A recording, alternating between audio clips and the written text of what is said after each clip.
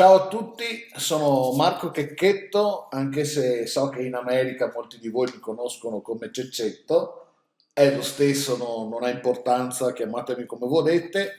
Sono un disegnatore di Marvel Comics ormai da parecchi anni e in questo appuntamento che ci siamo dati con Marvel e con questo programma che è How to Draw Marvel Comics, ho deciso di farvi vedere un po' del mio lavoro sulla serie Daredevil, serie scritta da Chip Zdarsky e disegnata da me e più altri miei colleghi.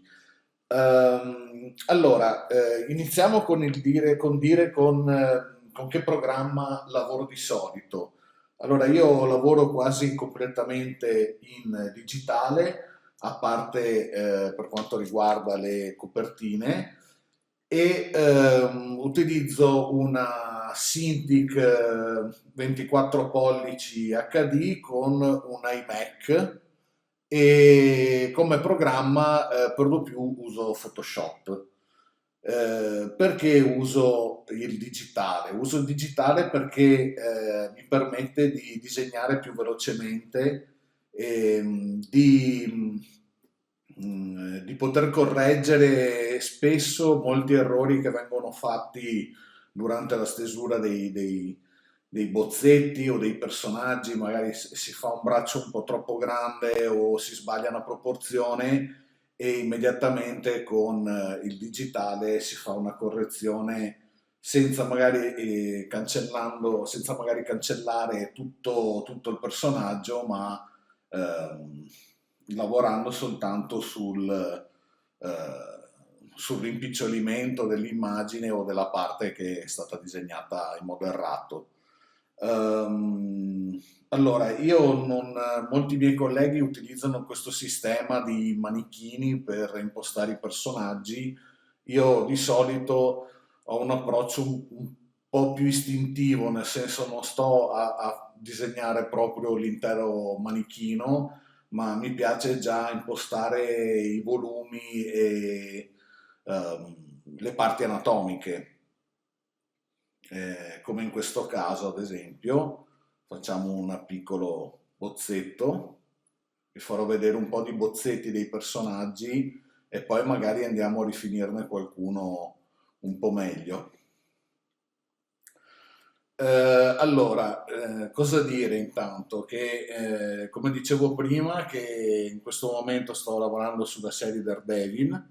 La serie mi sta piacendo molto, siamo molto contenti perché stiamo lavorando duramente sulle pagine, sulla storia. Chip Zdarsky sta scrivendo una serie fantastica, ha riportato un po' le atmosfere di Daredevil a quelle che erano quelle degli anni Ottanta. Molto spesso ci dicono che assomiglia molto alla serie TV.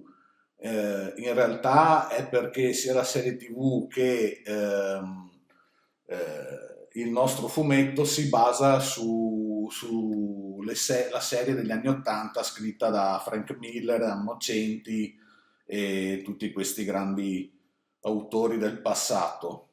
Daredevil è una serie che è nata nel 1964, disegnata da Bill Everett e scritta dal grandissimo e compianto Stan Lee.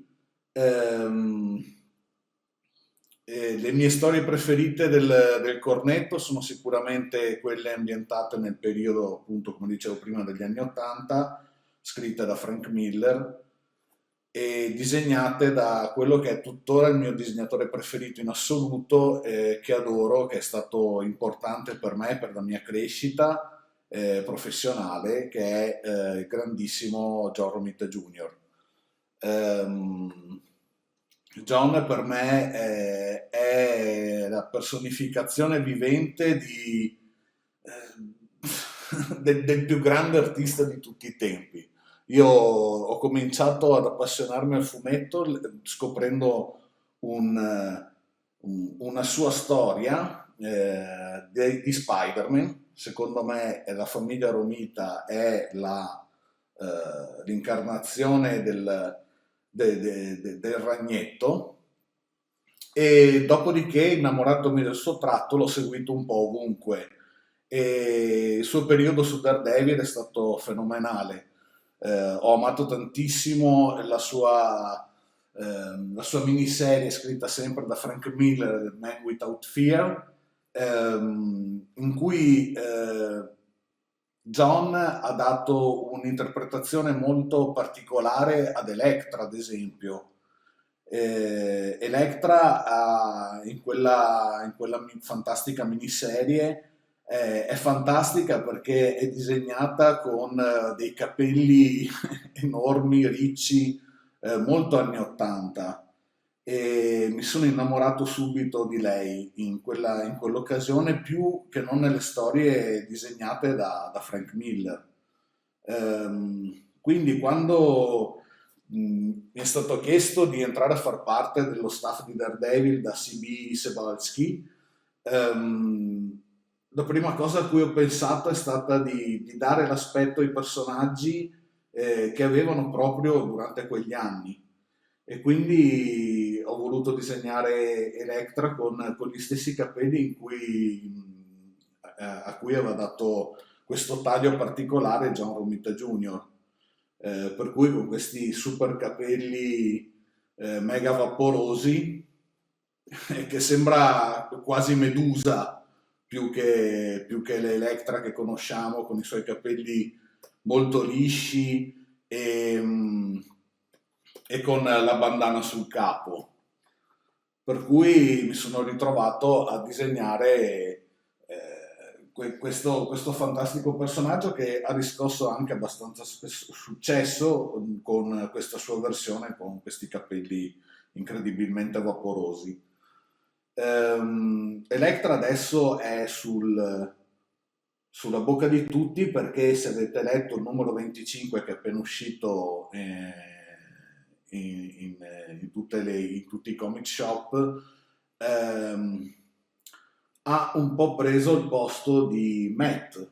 Matt nelle nostre storie purtroppo è in prigione. E perché? Perché nella nostra serie si è ritrovato ad uccidere per sbaglio un piccolo criminale all'inizio della nostra run. E sovrastato dai grandissimi sensi di colpa, decide di costituirsi e di finire a scontare la sua pena appunto in prigione. Electra mh, per dimostrare a Matt che è cambiata, che non è un'assassina senza scrupoli, eccetera, decide di prendere il posto di Matt e di mettersi nei panni del diavolo. E proprio in questo frangente è stato chiesto a me e a Chip di creare un costume nuovo per Electra, un costume che la facesse diventare il nuovo Daredevil. Per fare questo, quindi cosa ho pensato? Ho pensato di non rinnegare il suo passato da assassina e ninja e ho praticamente mescolato il costume di Daredevil con, con quello di Electra, per cui mantenendo tutte queste bandane svolazzanti e dandole un look nuovo. Ecco qua. Ho disegnato le corna più lunghe.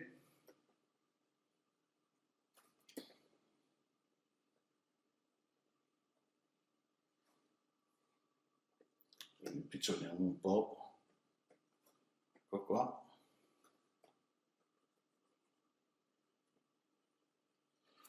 Allora, qui siamo ancora nella fase a bozzetto, non sto curando particolarmente il disegno, è solo per farvi vedere un po' quello di cui stiamo parlando. Ho creato questa specie di... Il problema è stato qua, ad esempio, che avendo lei i capelli molto vaporosi, era un po' impossibile racchiuderli tutti all'interno della cuffia della maschera. Per cui ho creato questa specie di pettinatura simil giapponese, simil Rey di Star Wars e le ho creato questa piccola conciatura dietro. Ecco qua. Questa bandana all'occorrenza può essere abbassata e sotto la maschera di Electra è la stessa di quella che ha Matt. Dopodiché ho creato questi pantaloni che sono chiaramente ispirati a quelli dei ninja e ho voluto mantenere comunque una sorta di stivale per slanciarla maggiormente, non uno stivale con il tacco come negli anni 80, più una zeppa anni 90, ecco, mettiamola così.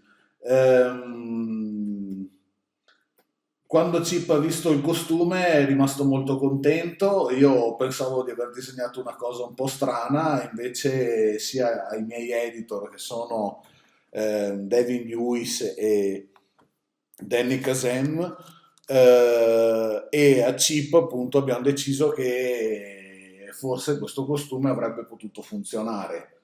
C'è stato abbastanza entusiasmo intorno a questo, io vi ringrazio tantissimo e siamo molto contenti della storia che ne è venuta fuori con il numero 25, dove ho disegnato Electra in moltissimi outfit, l'ho disegnata in casual, l'ho disegnata con il costume delle origini, l'ho disegnata con la mia versione con i capelli vaporosa fino ad arrivare a questo nuovo costume.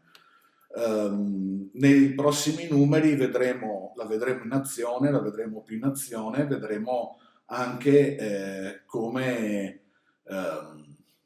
come affronterà Matt Murdock la prigione. Tornando al disegno vero e proprio, dicevo, io non ho una bozza legata al manichino vero e proprio, cioè non utilizzo la classica pallina con l'omino, con le varie proporzioni, eccetera. Sono più istintivo e ehm, preferisco usare di quello che io chiamo un po' il manichino a molle, nel senso se devo disegnare un personaggio in prospettiva, non lo so, anche visto da dietro, io utilizzo questo sistema per tirare fuori i volumi, ok? In questo modo,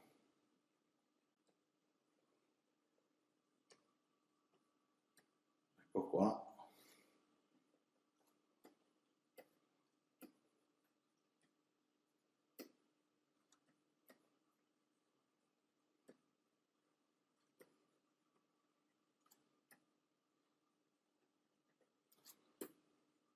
Ecco, questo ad esempio è una bozza veloce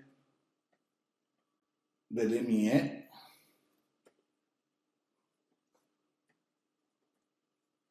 Ecco, dopo aver fatto una cosa di questo tipo, magari togliamo solo questo, ecco qua, io abbasso l'opacità della figura in questo modo, creo un nuovo livello e incomincio a rifinirlo,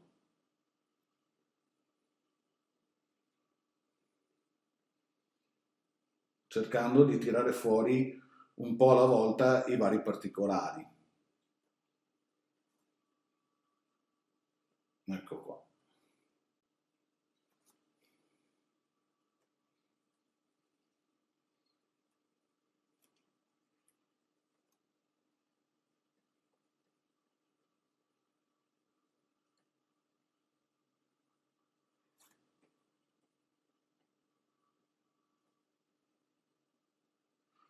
Ecco, quando creo i costumi, ad esempio dei vari personaggi, quando mi viene chiesto di modificarli o di inventarmi qualcosa, cerco sempre di mettere qualche elemento che mi aiuti poi nella resa della prospettiva dell'anatomia. Ad esempio con Matt, queste bandane che gli ho messo intorno agli avambracci sono sicuramente utili per far capire la direzione dell'anatomia e a dare quella prospettiva un po' più slanciata al personaggio. Ehm, ecco qua.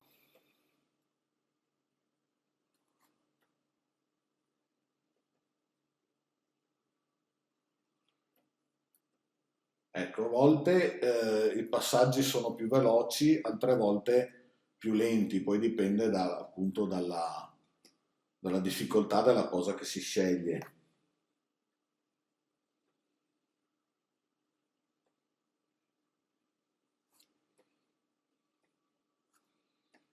Ecco, poi man mano da questo torno ancora ad alleggerire il livello, magari tolgo la bozza sotto e riparto con un altro livello ancora sempre più dettagliato fino ad arrivare poi al disegno finito. Questa cosa succede anche quando si disegnano i volti, ad esempio, non lo so, vogliamo disegnare Kimping, per Kimping non si usa un ovale classico, Kimping nella nostra serie ho voluto che ritornasse ad essere un po' il bestione, quell'armadio a quattro ante gigantesco che avevamo visto all'inizio delle sue storie, quindi l'ovale della sua testa non può essere questo, ma doveva essere qualcosa di diverso, che mi aiutasse a rendere il fatto che è un uomo imponente. Per cui, ad esempio, l'ovale di Kimping è questo quando lo disegno. Ecco qua.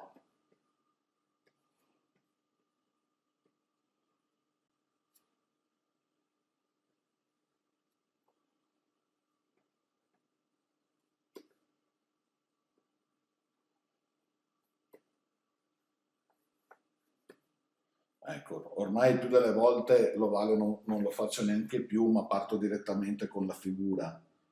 Però in questo caso vi faccio vedere un po' tutti i passaggi.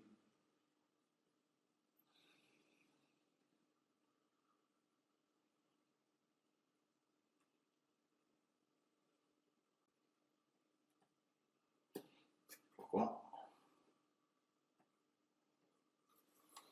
Facciamo il discorso, utilizziamo di nuovo il sistema del livello in trasparenza, creiamo un nuovo livello e andiamo a definire ancora meglio la figura.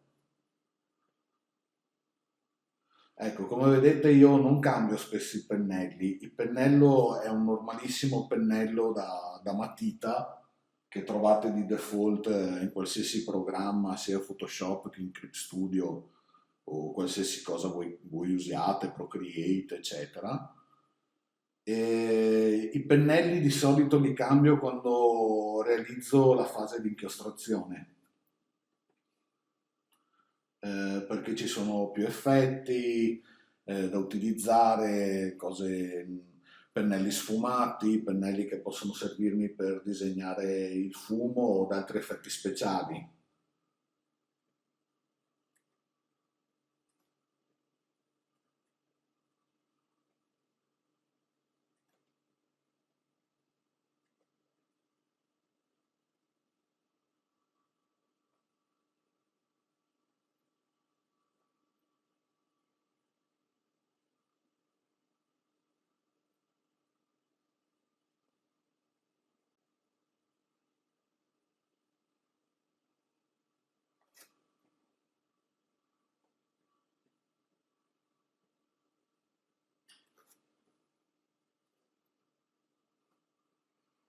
Ecco.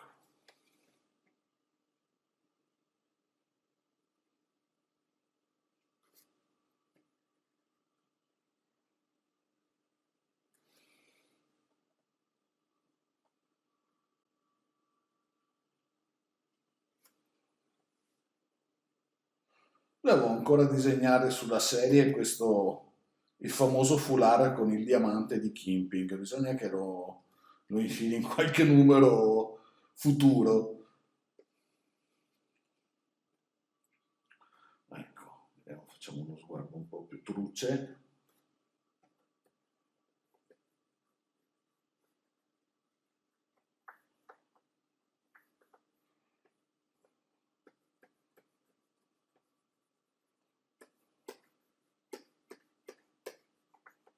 Ecco, Kimping è forse il personaggio più bello della serie, secondo me.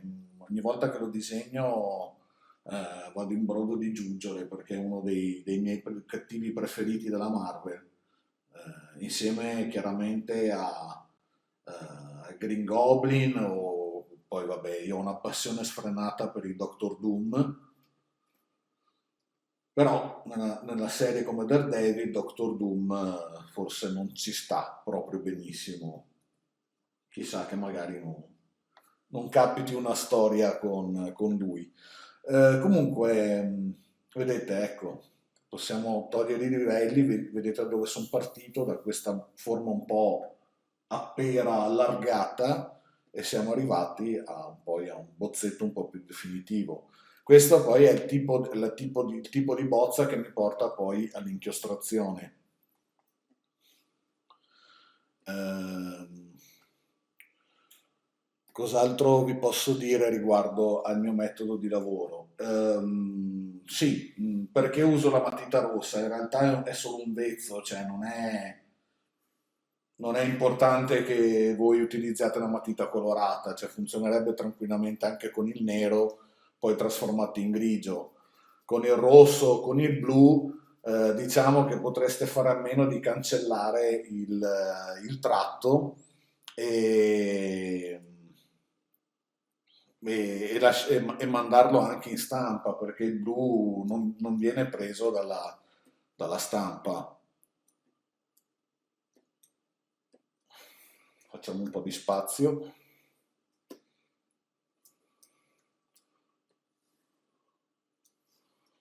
Ok.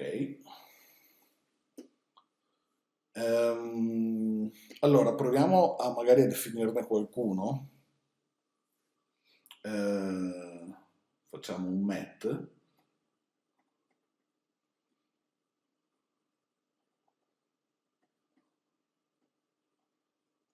Allora, come dicevo, appunto, la nostra serie si rifà un po' agli anni 80 e quindi con le atmosfere un po' hard-boiled per quanto riguarda Daredevil.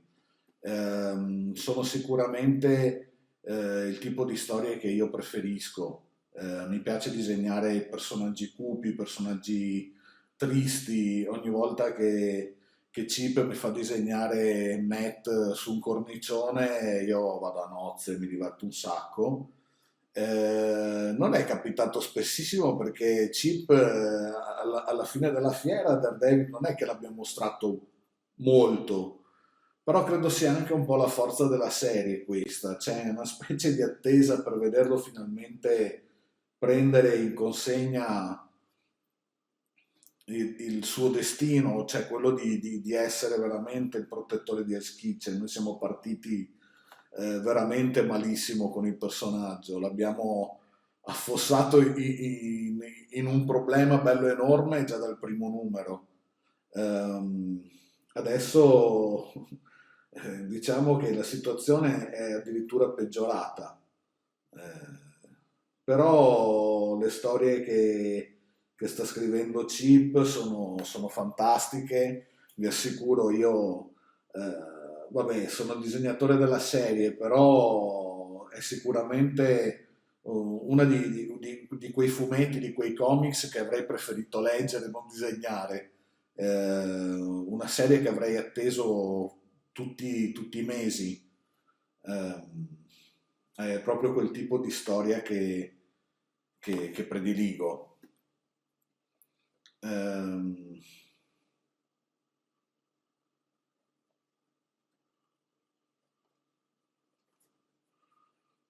ecco, io non ho nessun tipo di regola precisa da dove partire, da dove iniziare. Sono un autodidatta, non ho fatto scuole particolari.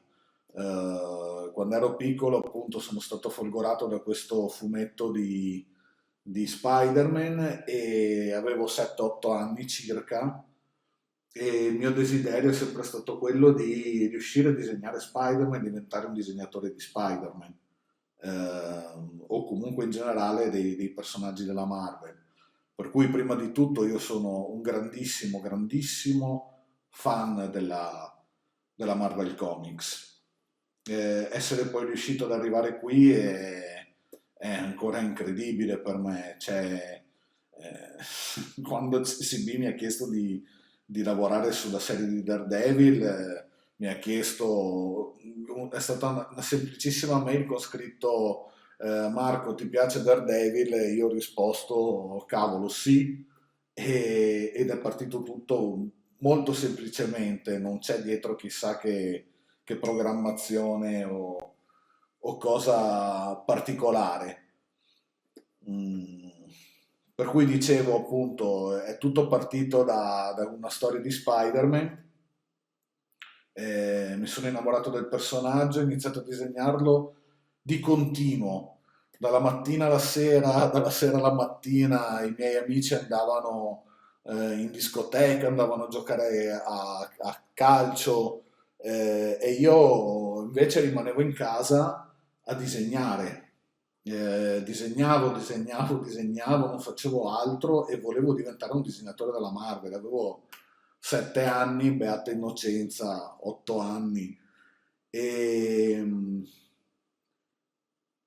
la mia fortuna è stata che nella mia famiglia sono sempre stato circondato un po' dall'arte. Mio padre era un pittore, diciamo, non di professione, perché nel momento in cui lui avrebbe dovuto scegliere se fare il pittore o se fare qualcos'altro, ha dovuto scegliere un'altra strada perché in quel momento è nato mio fratello e la professione del pittore non era poi così remunerativa o sicura. Per cui ha rinunciato ed è rimasto soltanto un hobby per lui. Invece mio fratello, che è più grande di me di circa 13 anni, ehm, ha abbracciato questa professione, questo sogno e si è iscritto a una scuola d'arte, da noi si chiama liceo artistico, ehm, per poi diventare uno scenografo teatrale. Mio fratello oggi è direttore di uno dei più grandi teatri d'Italia, ehm, che è il Teatro La Fenice di Venezia. Eh, Quando è stato il mio turno, invece, i miei genitori si sono spaventati perché eh, comunque è una strada difficile quella di diventare un artista, non è così semplice, ci vogliono molti sacrifici, è molto dura. Per cui spaventati dall'avere un altro figlio in balia del percorso artistico, dei percorsi artistici, hanno deciso di iscrivermi al liceo scientifico, cioè materie scientifiche che io odiavo nel modo più assoluto. Al liceo scientifico mi sono ritrovato completamente, come dire, escluso, nel senso non avevo interesse nell'imparare la matematica o le scienze o la fisica, quello che volevo fare io era disegnare. Per cui mi ritrovavo nelle ore di matematica a tirare fuori i miei fogli giganteschi, tutte le penne e le matite colorate che avevo e disegnavo. E i professori ormai, sapendo della mia ossessione per il disegno, mi lasciavano fare. Comunque alla fine la scuola l'ho finita bene, ma i miei genitori comunque avevano paura che io dopo il liceo scegliessi comunque una strada di stampo artistico e che non mi permettesse poi eh, di vivere di questa professione. Quindi cosa è successo? Pur di seguire il mio sogno, ho deciso di accontentare i miei genitori, mi sono iscritto all'università, sempre di stampo economico, cioè non c'entrava nulla il disegno, non aveva nessun senso, però allo stesso momento mi sono iscritto ad una piccola scuola di fumetto, abbastanza lontana da casa, e, per vedere se sarei riuscito, non dico a lavorare per la Marvel perché per allora era ancora una cosa impossibile da pensare, però magari per riuscire a diventare un disegnatore di fumetti, che comunque amavo. Insomma, leggo un po' di tutto, non leggo solo Marvel, leggo anche fumetti italiani, francesi, cerco di tenermi informato un po' su tutto.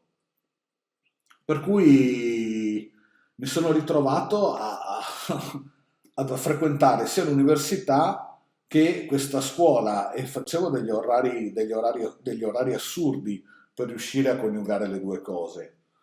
Per questo motivo ehm, insomma, è stato un bel sacrificio, ecco, questo intendevo. Ehm,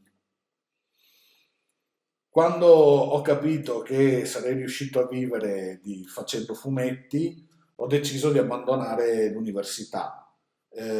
Questo è successo con una media molto alta e a metà degli esami eh, che avevo, cioè mancavano metà esami e mi sarei laureato in questa scuola di stampo economico che però proprio non mi interessava assolutamente. Quindi ho cominciato a disegnare per le copertine di una rivista di videogame, altra mia grandissima passione, e poi sono stato notato dalla Marvel grazie ad una piccola serie di Spider-Man disegnata per bambini su una rivista italiana. Eh, L'editor di allora era Andy Smith, che ha visto una singola pagina del mio lavoro e dopo 3 giorni in pratica sono stato contattato e mi hanno affidato la mia prima storia Marvel, che era una storia di 8 pagine di Deadpool. Ehm, sì, chiaramente non era Spider-Man, non era un personaggio eh, con cui io ero cresciuto, però è stata una storia comunque molto divertente, anche se breve. E da lì in poi sono arrivati altri piccoli incarichi, ehm, fino alla chiamata che mai mi sarei aspettato e sono stato contattato all'epoca dall'editor Stephen Walker che mi chiese se volevo entrare nello staff di Amazing Spider-Man. Quella è stata un'emozione incredibile per me perché ero riuscito ad arrivare alla serie che avrei sempre voluto disegnare. Ehm, Mi ricordo l'impatto è stato emozionante, mi sono messo a piangere come un bambino e poi il giorno dopo invece ho dato una grandissima festa con tutti i miei parenti, i miei amici per festeggiare questa cosa. È stato veramente un momento incredibile, ricordo ancora il primo segno fatto sulla pagina, ho deciso di partire da pagina 4, il numero era Amazing Spider-Man 597 e, e da lì poi è partito tutto, è partito un rapporto fantastico con la Marvel Comics, con tutti gli editor, con tutti gli sceneggiatori. Io non ho mai avuto brutte esperienze con nessuno, è sempre stato una gran gioia su qualsiasi serie poi mi sia capitato di disegnare. Uff, e ho disegnato veramente tanto, nel senso che da Amazing Spider-Man poi sono passato a Daredevil nel periodo di Shadowland, Poi ho disegnato la fantastica serie di Punisher, che ho amato tantissimo, scritta da Greg Rucka. Ehm, e ho disegnato gli Avengers, ho disegnato Gamora con Nicole Perman e poi ho avuto tutta l'esperienza di Star Wars. Ricordo ancora la chiamata per la serie di Shattered Empire e lì è stato terrore puro perché insomma Star Wars stava per essere rilanciato e, insomma ero veramente in trepidazione, tutto il mondo lo era perché tutti non vedevano l'ora di rivedere Star Wars al cinema e la Marvel aveva il compito di riportare nelle fumetterie, nei comic shop, anche le serie a fumetti. Ehm, e anche in quel caso ho lavorato con strepitosi sceneggiatori come Greg Rucka ancora, Kieron Gillen, Jason Aaron e Kelly Thompson, con cui ho fatto Capitan Phasma, e per poi appunto ritornare un po' nell'ambito dei supereroi dopo qualche anno. E ci sono tornato con una serie fantastica scritta da Ethan Sachs, che era il prequel di Old Man Logan.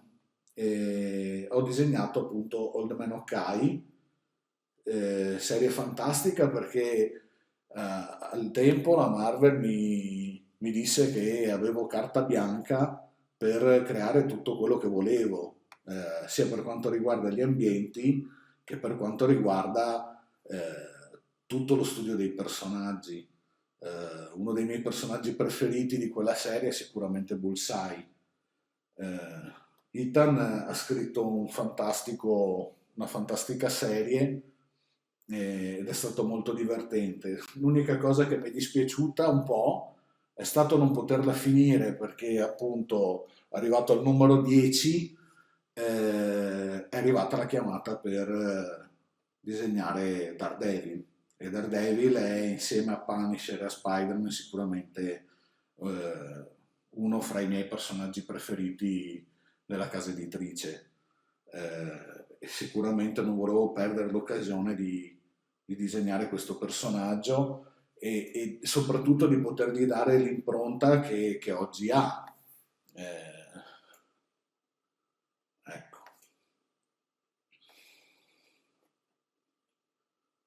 Anche il costume che ho disegnato a Met è un po' diverso, ho ricevuto qualche critica all'inizio perché gli ho disegnato i pantaloni un po' larghi, perché non era da supereroe, perché è troppo urbanizzato, però il gusto era proprio quello, era... Non ho mai visto Daredevil come un supereroe, l'ho sempre visto un po' come un eroe suo malgrado. Eh, Daredevil è sicuramente il personaggio che incarna di più la famosa frase da un grande supereroe con super problemi. Eh, Daredevil ha veramente un super problema, cioè è cieco. Voglio dire, tutti i bambini vorrebbero essere Spider-Man, cioè morso da un ragno radioattivo comincia ad arrampicarti sui muri, ad avere una super forza, eccetera. Ma chi è che vorrebbe essere cieco? Nessuno vorrebbe.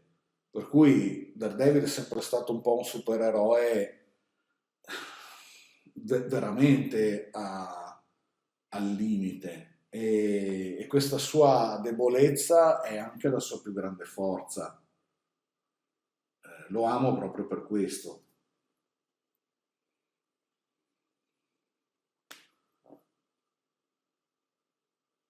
Ecco, come vedete adesso è un po', questo è un po' il tipo di lavoro che faccio di solito. Avete visto prima una bozza un po' più veloce e adesso sto praticamente facendo quello che poi è il mio ripasso a china, che non è diverso da quello che ho fatto finora, nel senso non è che inchiostro, io definisco le mie matite in pratica.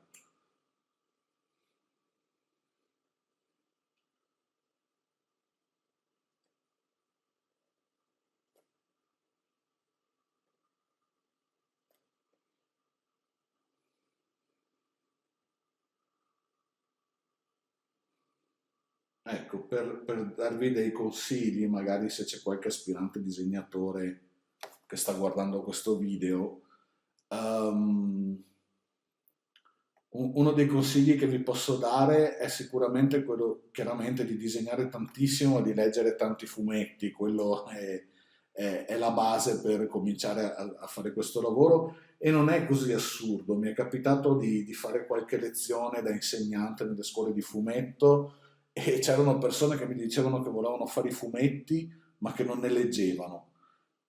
Penso che sia la cosa più sbagliata in assoluto, cioè se è questo quello che volete fare, dovete entrare nel mondo in cui volete crearvi una professione, cioè non è possibile che non leggiate fumetti se volete disegnare fumetti, questo è chiarissimo.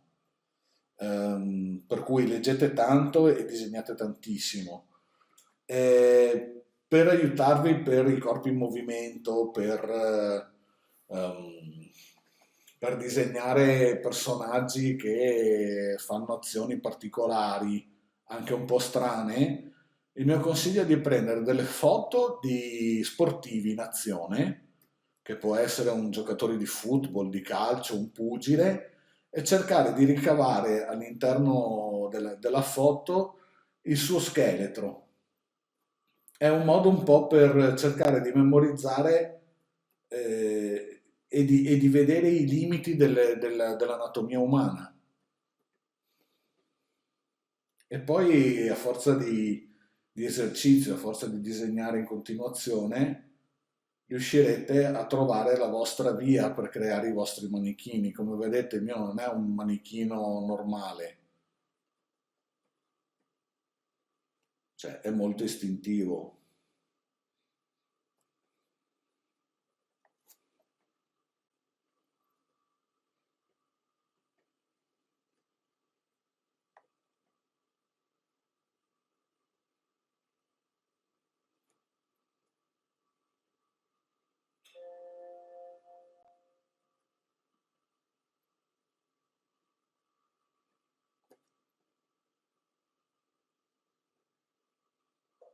E poi un altro consiglio che potrebbe essere utile è quello di fare copie dal vero, cioè di disegnare dal vero persone nei posti più impensabili, in metropolitana, al mare, cercare di disegnare un po' di tutto. Ecco, non soffermatevi solo sui supereroi o disegnando soltanto i vostri personaggi preferiti. Magari, non so, disegnate delle vecchiette, disegnate degli uccelli, disegnate le macchine, disegnate i bambini. I bambini sono difficilissimi, ad esempio, è veramente difficile renderli.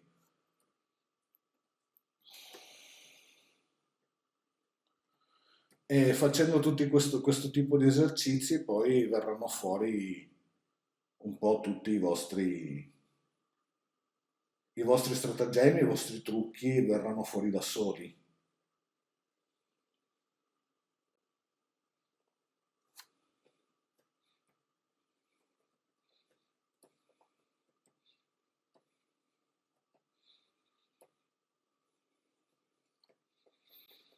Vabbè, insomma, ci siamo capiti, no?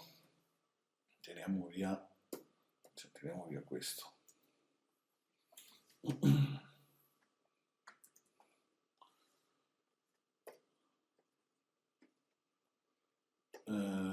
Ok,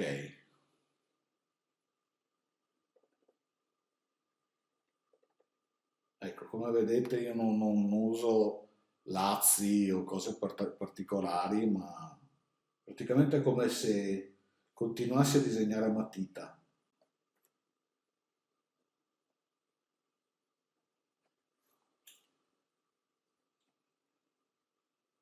Ma questo è comunque uno stile che è venuto fuori negli anni, cioè ormai sono veramente tanti anni che lavoro e ho sviluppato questo stile qui che si è un po' perfezionato proprio sulla serie di Daredevil.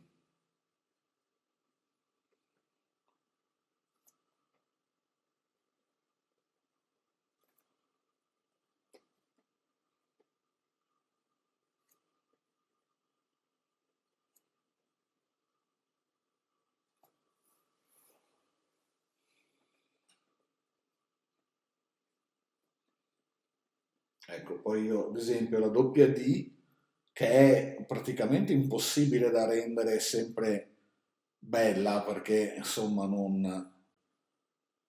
io non sono neanche un tipo con la mano ferma. Mm. Per cui cosa faccio? Di questa doppia D io ce l'ho già disegnata a parte una volta e la replico tutte le volte, chiaramente facendo un copia e incolla e poi deformandola per dargli appunto la forma dei pettorali. Perché mi piace che comunque sia sempre bella, non che sia a volte disegnata male ed ed altre volte molto bene. Anche se il personaggio è molto piccolo, vorrei che fosse sempre disegnata nel modo giusto.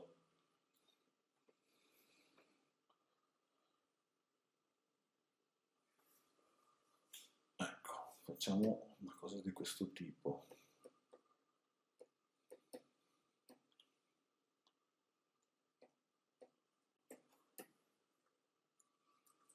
Scusate, togliamo Spider-Man da qua.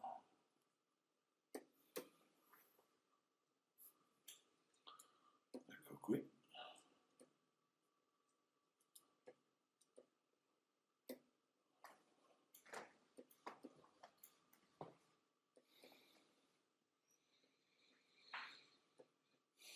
Sono perso il livello, eccolo qua. Perfetto.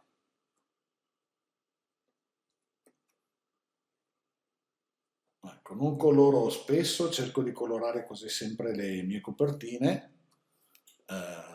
Piacerebbe colorare anche l'interno delle storie, però non ne ho proprio il tempo, è quasi impossibile ormai riuscire a farlo. Ci sono moltissimi coloristi bravissimi che possono tranquillamente fare il lavoro al posto mio. Bravissimo il colorista che abbiamo sulla serie in questo momento, che è Marcio Meniz. Scusa se dico ho sbagliato il tuo cognome o il tuo nome. Eh,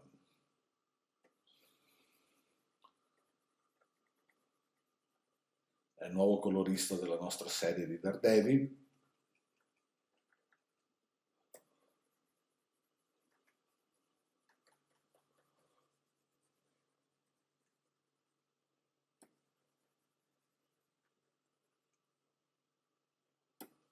Ecco qua. Adesso farò una cosa un po' sommaria, giusto per rendere un po' meglio questo disegno. Ho creato una base con il grigio, ok, sì, adesso ci sono andato sopra però. Ho creato una base con il grigio, adesso creo un livello per il colore, che per quanto riguarda Devil è per lo più rosso.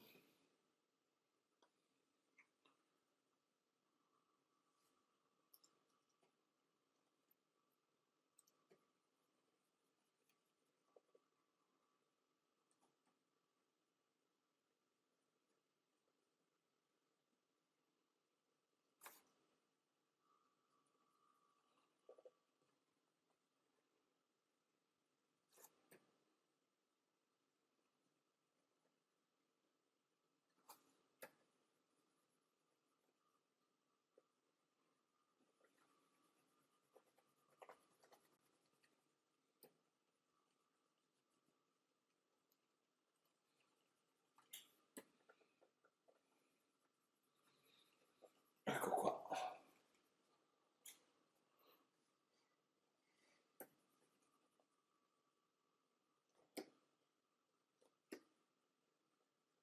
Ecco, io sin da ragazzino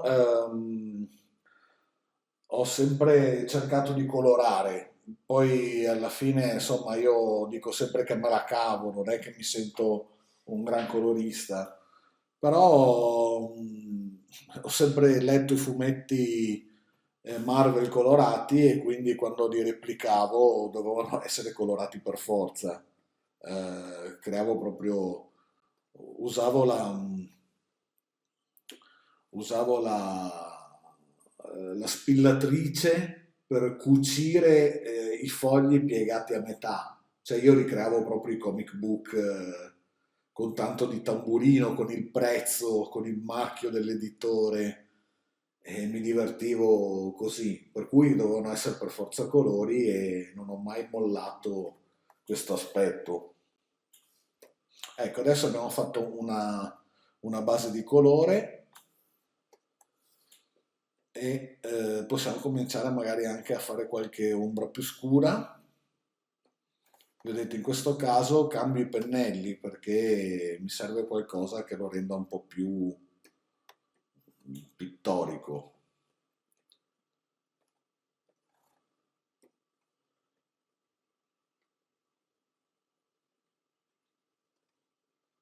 Ecco, decidiamo che magari la luce viene da questa parte, come suggerivano anche le ombre delle corna.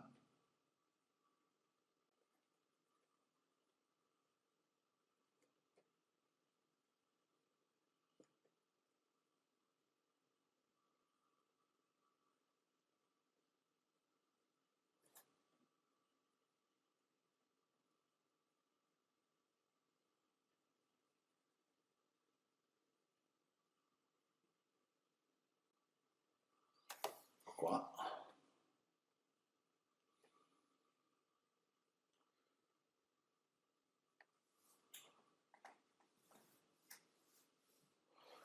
Comunque, a parte Daredevil e Spider-Man e Punisher, ci sono un paio di personaggi che amo tantissimo della Marvel e che ancora non mi è capitato di disegnare, nonostante ormai sia in forza la casa editrice da quasi 14 anni, e che sono Wolverine e Ghost Rider.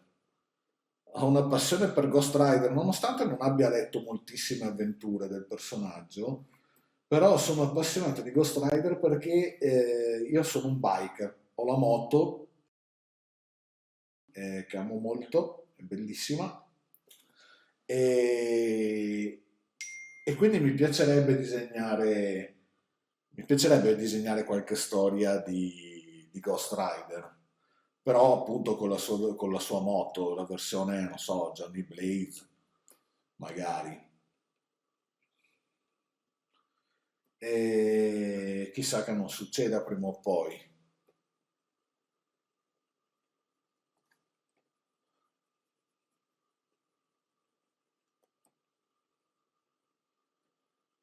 Ecco qua.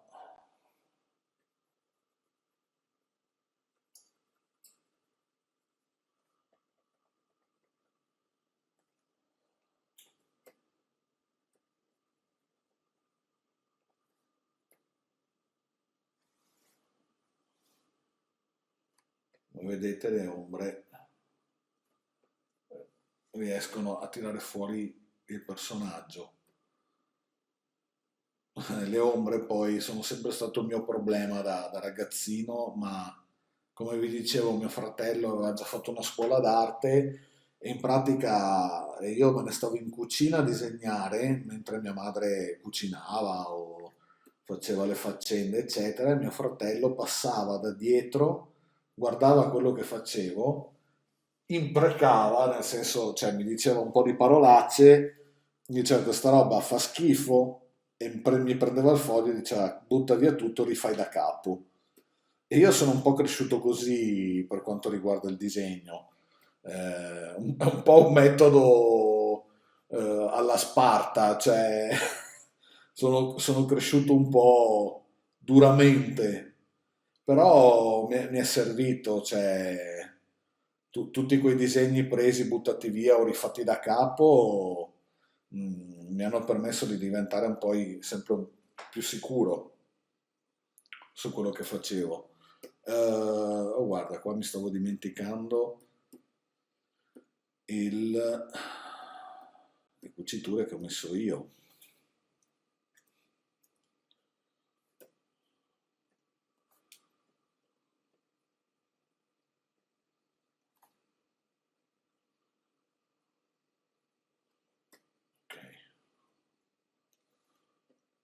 Ecco, dopo aver messo le ombre, prendo un altro grigio, molto più chiaro,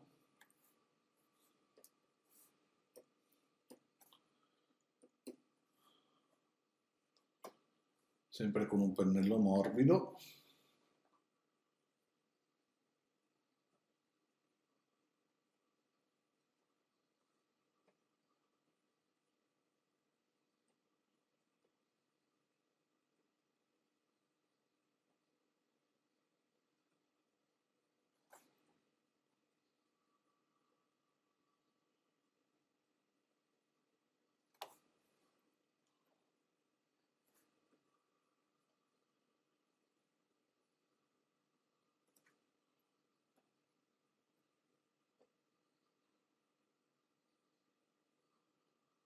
Ecco qua.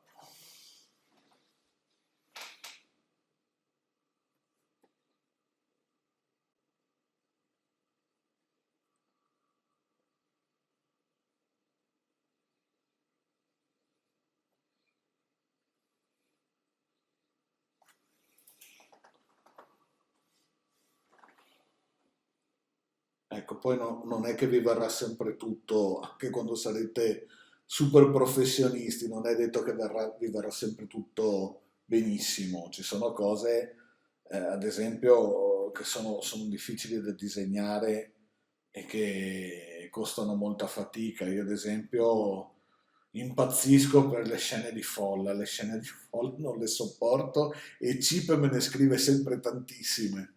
Ehm, sono, sono più che essere difficili, sono lunghe, sono noiose, però noi non si fa illustratori, siamo disegnatori di storie, siamo storyteller, quindi se la storia prevede che ci siano delle scene di folla, questo dobbiamo fare. Ecco, mettiamo una piccola luce.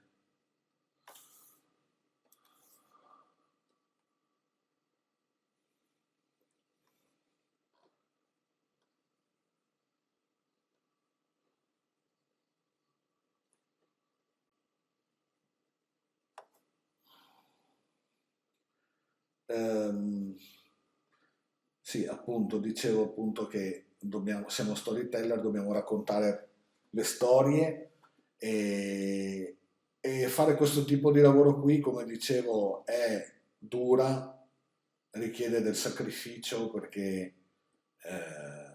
a volte non ci sono orari, pur di consegnare sotto scadenza bisogna darsi da fare, non è mai bello bucare le scadenze, anche perché si rischia di mettere in pericolo non solo il proprio lavoro, ma quello anche di tutti gli altri, che vanno sia dall'editor al letterista, che poverino è l'ultimo che prende in mano tutto il malloppo e, e quindi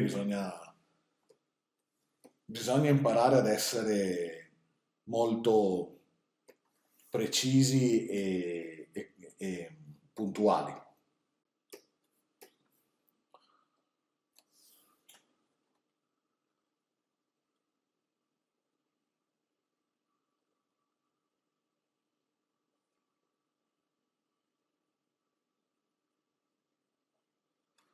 Questo è un po' di bianco per cercare di tirare fuori qualche volume in più.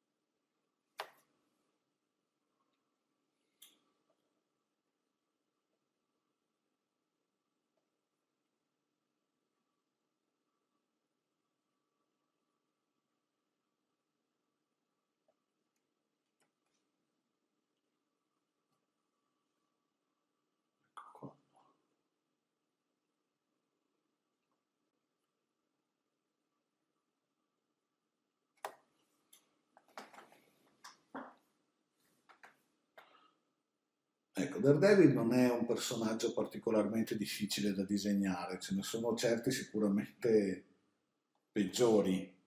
Ad esempio, io amo tantissimo Iron Man, cioè Iron Man è un personaggio che proprio mi piace molto, però è veramente difficile perché Iron Man ha un'armatura,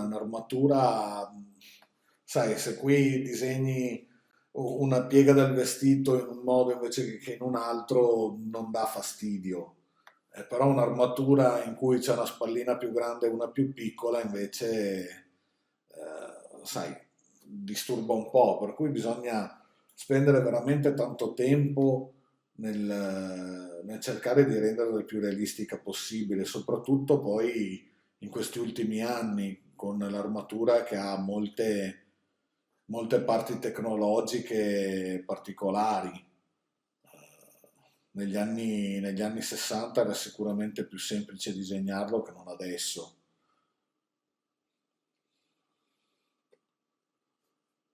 Eh, un altro personaggio che so che è difficile per altri, ma ad esempio non per me, è Spider-Man per via di tutte di tutte le ragnatele sul costume.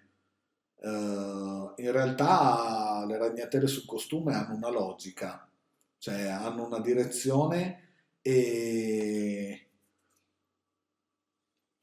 e sono anche utili per rendere l'anatomia del personaggio, come un po' dicevo per quanto riguarda questo tipo di soluzione qui. In Spider-Man non si fa altro che tirare le altre linee e poi costruire le ragnatele. Eh, Trovo che comunque non sia così complicato disegnare sul costume, però posso capire che ad altri autori dia fastidio. Ecco, adesso rinforziamo un po' il segno.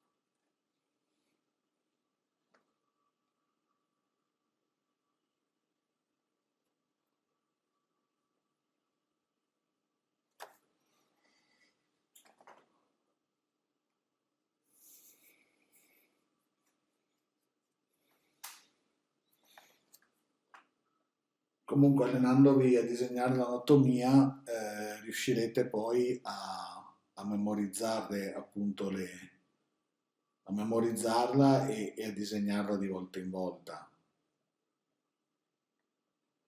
Poi delle pose diventeranno automaticamente le classiche pose di quel disegnatore, cioè a volte si riconosce un disegnatore anche solo da com'è la posa dei suoi personaggi.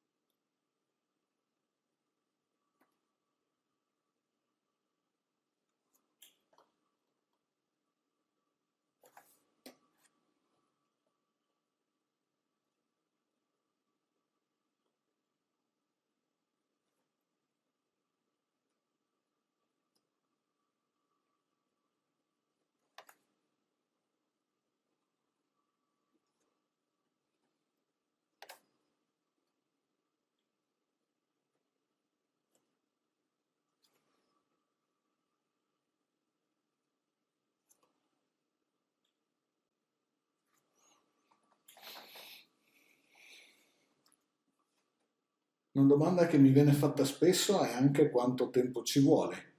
Allora, per disegnare una pagina di fumetti o comunque un fumetto. Allora, come vedete, questo qui non è propriamente un disegno finito, nel senso che per carità c'è il colore, c'è tutta l'inchiostrazione, c'è il nero, però comunque non è precisissimo. Per fare una cosa così precisa per la pubblicazione avrei bisogno di un po' più di tempo. Ehm, Comunque, diciamo che la mia media è quella di fare almeno una pagina al giorno. Poi è chiaro che non sempre succede perché magari o c'è una copertina da fare o magari si prende l'impegno per più di un lavoro. Ehm, Però diciamo che il minimo è una pagina al giorno, mm, per lavorare su un ongoing. Poi a volte ci sono le doppie uscite, ci sono ritardi magari non dovuti a, a tema, ad altri aspetti che non ti competono, magari lo sceneggiatore c'è qualche guaio, c'è, non lo so, il Covid per dire quest'anno, ci sono mille motivi per cui poi possono esserci dei ritardi. Però in questo per fortuna abbiamo la figura degli editor che ci permette sempre di uscire tutte le volte, difficilmente un'uscita salta e voi potete leggere il vostro fumetto preferito tutti i mesi. Comunque la giornata lavorativa parte la mattina e io mi sveglio, non dico prestissimo, però verso le 8:30 del mattino, faccio colazione, poi mi metto al tavolo da lavoro e interrompo soltanto per pranzare, una pausa di un'oretta circa e poi mi metto subito al lavoro di nuovo e nel caso in cui dovesse servire perché o sono in ritardo o perché abbiamo più cose da fare, magari come dicevo prima una copertina o qualche pagina per qualche altro fumetto, si lavora anche la sera. Però per fortuna questo è un lavoro che unisce anche la passione, per cui sì, è faticoso, è duro, però alla fine facciamo quello che vogliamo, facciamo quello che abbiamo sempre desiderato di fare e io sono felicissimo. Ogni volta che mi siedo al tavolo e comincio a disegnare, io sono contento, io mi diverto. Soprattutto poi quando hai la possibilità di disegnare i tuoi personaggi preferiti, credo che non ci sia niente di meglio.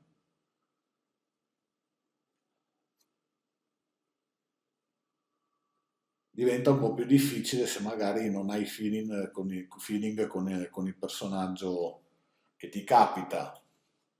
Però di mio cerco sempre di trovare il lato positivo, anche se il personaggio non è proprio quello che amo, però cerco sempre di trovare il bello in ogni carattere. Ehm, il più delle volte penso sempre che non siano tanto i personaggi buoni o meno buoni, penso che siano gli autori a fare la differenza. Per cui, sai, a volte ci si innamora di personaggi di cui magari all'inizio non si aveva molta simpatia. Vi faccio un esempio.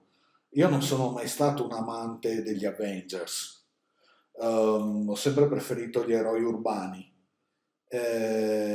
Ma li ho sempre letti, sì, per carità, belle storie, però non sono mai stati i miei preferiti, fino a quando non mi sono imbattuto nella serie degli Ultimates, disegnata da Brian Hitch e scritta da Mark Millar, in cui io mi sono ritrovato folgorato, cioè per me è tuttora una delle storie Marvel più belle uscite negli ultimi 20 anni.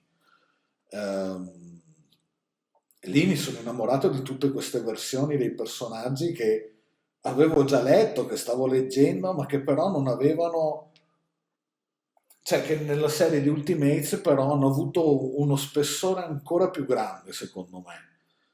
E non a caso poi è diventato un po' la base di quelli che sono anche i film dei Marvel Studios.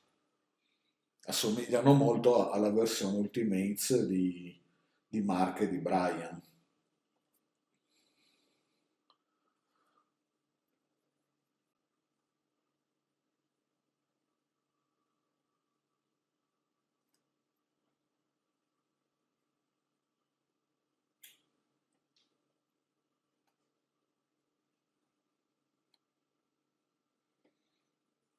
Ecco qui.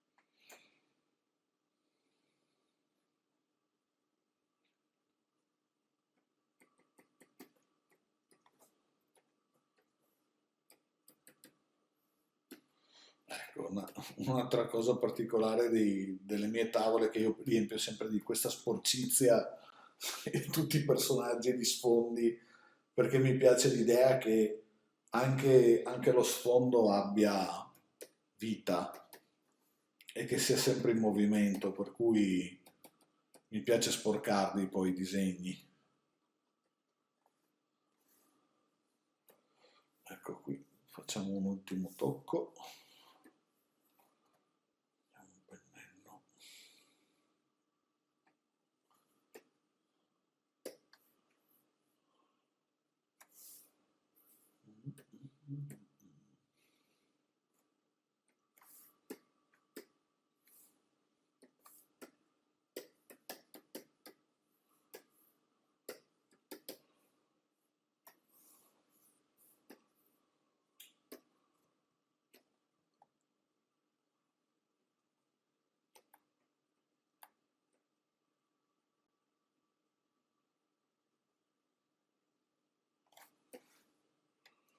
Ecco qua.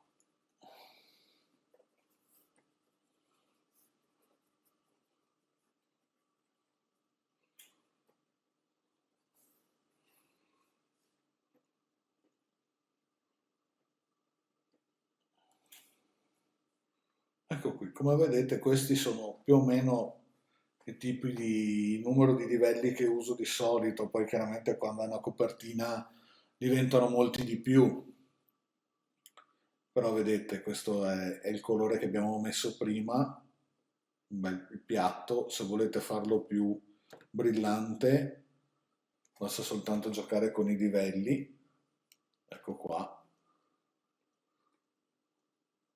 ed abbiamo un rosso un po' più carico,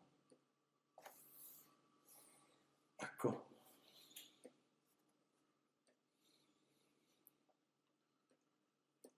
Che dire? Direi che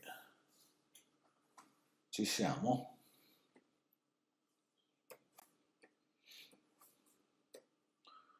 Ragazzi, è stato un piacere. Io spero di avervi detto un sacco di cose interessanti. In caso non fosse così, mi dispiace. Però magari ci ritroveremo un'altra volta per parlare magari di qualche altro personaggio. Che dite?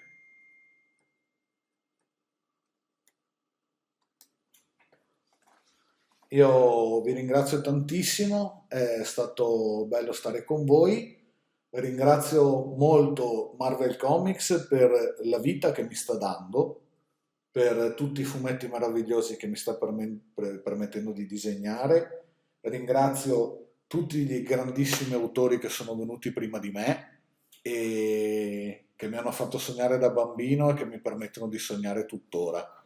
E ringrazio tutto lo staff di How to Draw e ringrazio voi che siete stati con me fino adesso a vedere quello che ne è venuto fuori da questo mio piccolo Daredevil. Grazie di tutto, alla prossima.